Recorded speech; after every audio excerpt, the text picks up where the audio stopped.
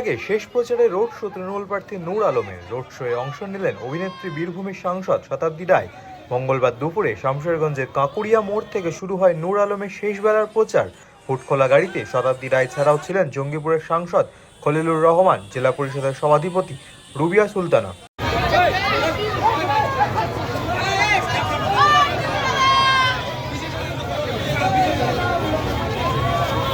মানুষের উচ্ছ্বাস দেখছেন, আপনারা দেখছেন, জিতবে নূর আলম, জিতবে।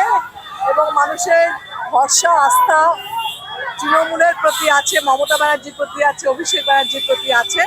তৃণমূল জিতবে, তৃণমূল সরকার গড়বে, এখানে নূর আলম জিতবে, এটাই। এদিন শতাব্দীর রোড শো ঘিরে তৃণমূল কর্মী সমর্থকদের মধ্যে ছিল উদ্দীপনা।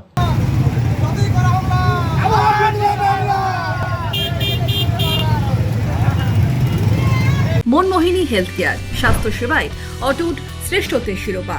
জেলায় প্রথম robotic knee replacement, cardiology with cath lab, neurosurgery, specialised trauma unit থেকে স্মাইল ট্রেন, একগুচ্ছ পরিষেবায় নিয়োজিত। Manmohini health care, quality care with personal touch, Baharampur শিল্প তালুক।